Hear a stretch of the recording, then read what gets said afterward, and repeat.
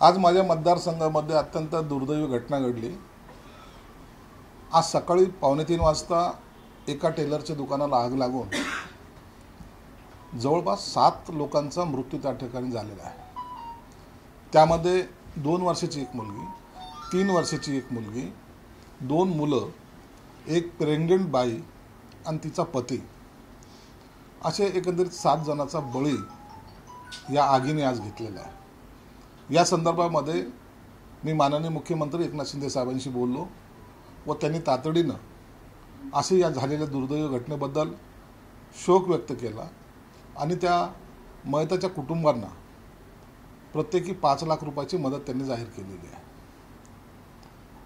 रमजानच्या काळामध्ये त्या मुस्लिम कुटुंबावर झालेला हा आघात खऱ्या अर्थाने दुर्दैव आहे, परंतु शिंदे साहेबांनी आम्ही त्या कुटुंबाच्या पाठीशी निश्चित उभं राहू, सर्व परीने त्यांना मदत करू असं आश्वासन या ठिकाणी दिलेलं आहे। प्रत्येकी 5 लाख रुपये ना? प्रत्येकी 5 लाख रुपये। बच्चू म्हटले की भाजपने शिंदेचा बळी घेऊ नये, त्यांना कमजोर करण्याचं काम सुरू आहे भाजपकडून शिंदे सेनेला आणल्यापासून, आणि आता मुख्यमंत्र्यांनाही कमजोर करतात। मुख्यमंत्री एकनाथ शिंदे साहेब जर पाहिलं तर सर्वसामान्य कुटुंबातला माणूस मुख्यमंत्री झाला त्यावेळापासून किंवा त्यांनी केलेल्या उठावापासून अनेक संकटाला त्यांनी तोंड दिलेलं आहे। परंतु माझ्या माहितीप्रमाणे मोदी साहेब असतील की अमित शाह साहेब असतील, त्यांना भरभरून सपोर्टसुद्धा त्यांनी केलेला आहे।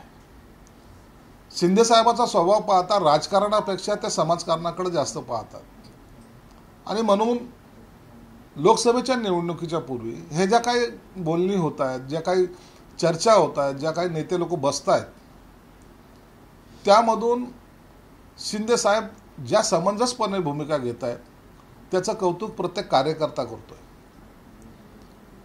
परंतु शिवसेनेच्या जागा का उशिरा जाहीर होत आहेत या संदर्भामध्ये अनेक लोकांच्या मनामध्ये प्रश्नचिन्ह निर्माण झालेलं आहे। ही वस्तुस्थिती आहे। मग शिंदे साहेबावर दबाव आहे का? शिंदे साहेबाला भाजप दाबायचा प्रयत्न करते काय? शिंदे साहेबाचा बळी घेण्याचा प्रयत्न करते काय? अशा अनेक चर्चा ज्या का होत आहेत, मला वाटतं त्या दुर्दैवी आहेत। परंतु एक निश्चित आहे, शिंदे साहेब आपल्या निर्णयापासून कधीही मागे हटत नाहीत, हे आमचा अनुभव आहे। म्हणून ही जी काही महायुती झालेली आहे, या महायुतीमध्ये एकच ध्यास हा सर्वांचा असला पाहिजे की येणारी प्रत्येक सीट ही निवडून आली पाहिजे।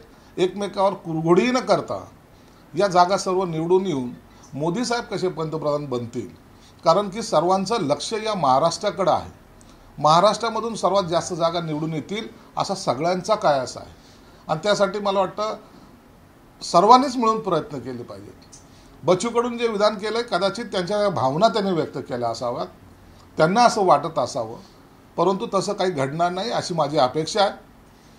आणि मग हे राजकारणामध्ये जर काही उलटपालट जर झालीच तर त्याच्याबद्दल त्या बाबतीमध्ये एकनाथ शिंदे साहेब खंबीरपणे आपल्या निर्णयाशी बांधील असतात आणि ते निर्णय घेताना कुठेही कचरत नाहीत, एवढं मात्र निश्चित आहे।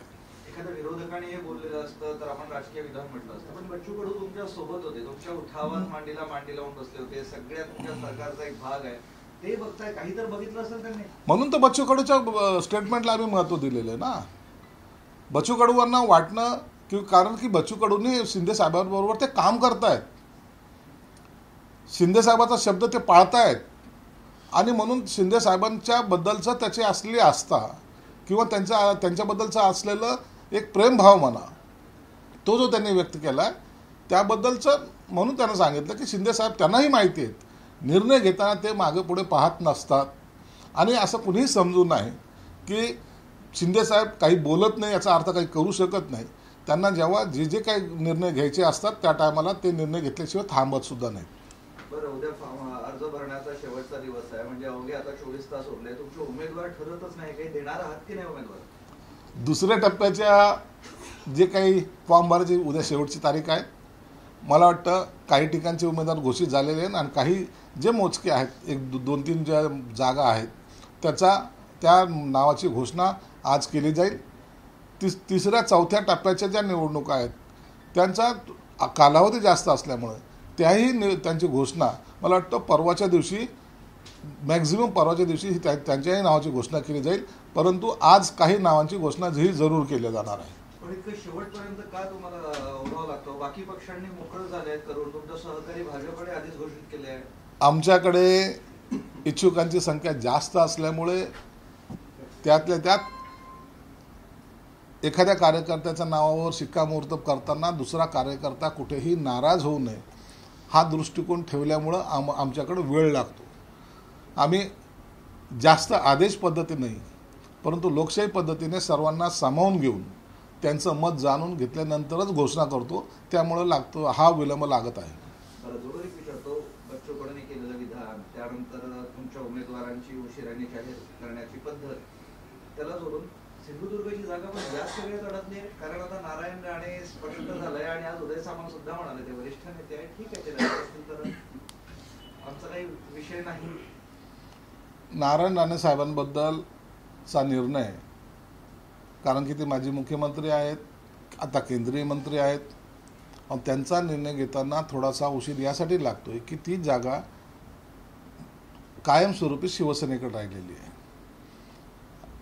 कोकणातल्या जनतेने शिवसेनेला भरभरून प्रेम दिलेलं आहे.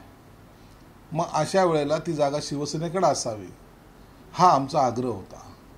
त्यामध्ये नारायण राणे साहेबांशी काही वैयक्तिक दुश्मनी किंवा त्यांना मिळू नये हा त्याचा मागचा हेतू नव्हता आणि नाही. पण याबाबत वरिष्ठांनी निर्णय घ्यावा हा दोन्ही पक्षाकडून, शिवसेनेकडूनही आणि भाजपकडूनही असंच वरिष्ठांना सांगण्यात आलं की याबद्दल आपण निर्णय घ्यावा. मला वाटतं आज त्याचा निर्णय दुपारपर्यंत होण्याची शक्यता आहे. ठाकरे गटाचे 8 आमदार शिंदे सेनेच्या संपर्कात आहेत अशी माहिती मिळते, खरं का? ठाकरे गटाचे सर्वच आमदार आमच्या संपर्कात आहेत. माझे कुटुंब माझी जबाबदारी सोडलं तर बाकी सर्व आमच्या बरोबर आहेत. म्हणून आता काय निर्णय घ्यायचा आणि केव्हा घ्यायचा या बाबतीमध्ये फक्त शिंदे साहेब थोडा शांतपणे विचार करून हा निर्णय घेणार आहेत. गडबडीत आला, कोणी आला म्हणून ताबडतोब त्याच्या हातामध्ये गंडादोरा बांधणं हा आमचं काम नाही आहे.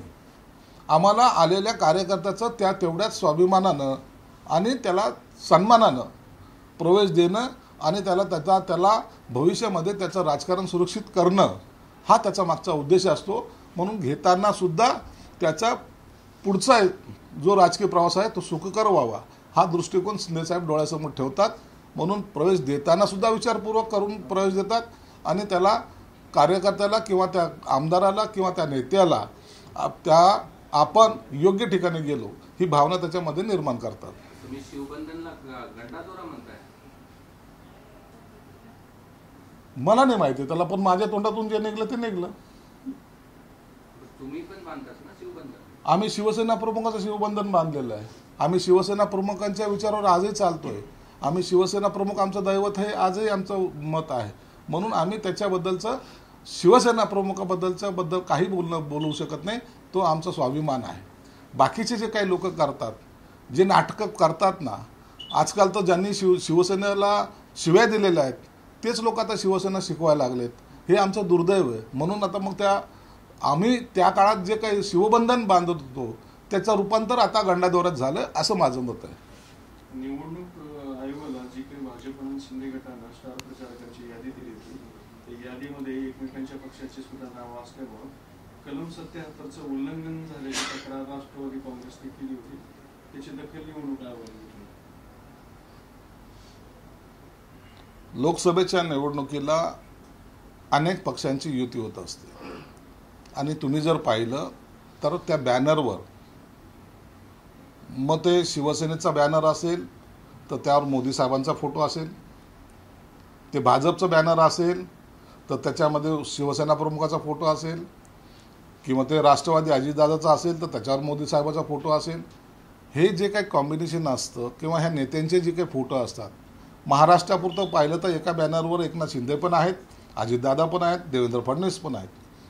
मिळून युती करून ज्या निवडणुका लढवल्या जातात त्यावेळेला त्या मतदारसंघामध्ये किंवा अनेक मतदारसंघामध्ये तेच लोक त्या पक्षाचे लोक हे स्टार प्रचारक म्हणून जात असतात.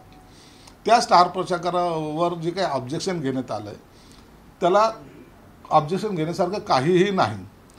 जर उद्या मोदी साहेब संभाजीनगरच्या लोकसभेच्या प्रचाराला जर आले तर त्याचा खर्च जो या भागाचा जो आहे तो त्या उमेदवाराच्या नावावर जातो किंवा सेंट्रल जे काही असतात कार्यालय त्या माध्यमातून त्याची निवडणूक आयोगाला माहिती कळवली जाते. म्हणून इथं आचारसंहितेचा कुठेही भंग होत नाही. या त्या खर्चाचा सर्व ब्यौरा हा निवडणूक आयोगाकडे सादर केला जातो. म्हणून याची चिंता आम्हाला नाही. गुलाबराव पाटलांनी कडाडून टीका केली आहे ती म्हणजे संजय राऊत यांच्यावर. उद्धव साहेबांची बसंती तर शरद पवारांचा पावला असं संजय राऊतांनी म्हटलं. गुलाबरावांनी टीका करताना सॉफ्ट भाषेमध्ये ते टीका केलेली. फक्त बसंती म्हणलाय हे खरं म्हणजे संजय राऊतला अभिमानानं सांगता तरी येईल. तो दल्ला म्हणला नाही हे त्याचं दुर्दैव आहे. म्हणून हे बसंती जरी असली तर त्यांनी कुणाला वाचवायचा प्रयत्न केला पण हे तर खड्ड्यात घालतात ना. म्हणून संजय राऊतला कोणतेही विश्लेषण लावलं तर त्यांच्यावर काही फरक पडत नाही. हा अब मारा तो मार अब मार के देख अशातली ती अवलाद असल्यामुळं त्याच्यावर जास्त भाष्यसुद्धा करू नये.